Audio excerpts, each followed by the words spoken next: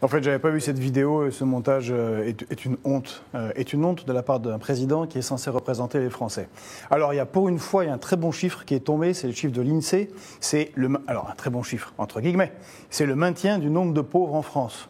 Il est à 8,9 millions, quasiment 9 millions, et il n'a pas beaucoup progressé. Et vous savez grâce à quoi? Parce qu'il y a des gens qui touchent par exemple le RSA. Mais ce qui est inadmissible, c'est que ce président-là, c'est réellement le président des riches, ou le président du marché libre, comme le déclarait Forbes. De quoi on parle? Le RSA, par exemple, c'est 1,4 million de personnes en France qui touchent le RSA. Pour un total, 500 € par mois en gros, pour un total de 8,5 milliards par an. C'est rien.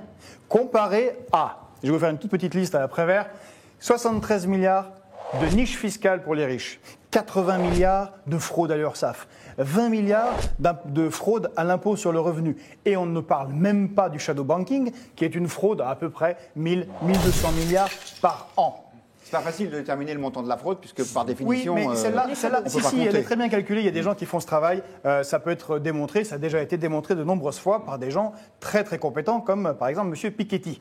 Et quand on voit le différentiel entre ces chiffres-là, et par exemple le cadeau récent qu'a fait M. Macron, il a réduit les dividendes, la taxe sur les dividendes à 30%.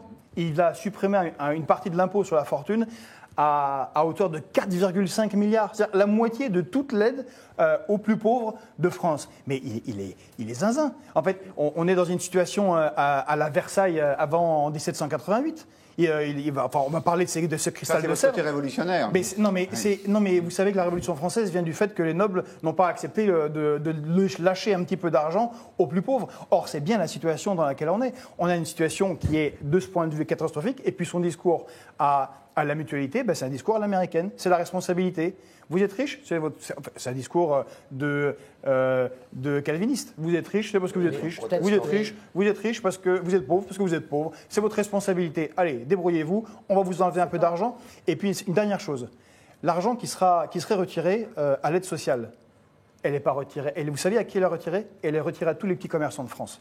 Les supérettes de quartier, les bistrots du coin et les boulangers. Parce que le gars à qui on va retirer 20 € ou 35 ou 5 € d'APL, qu'est-ce qu'il en fait? Il ne les met pas dans des paradis fiscaux comme la BNP. Il achète du pain.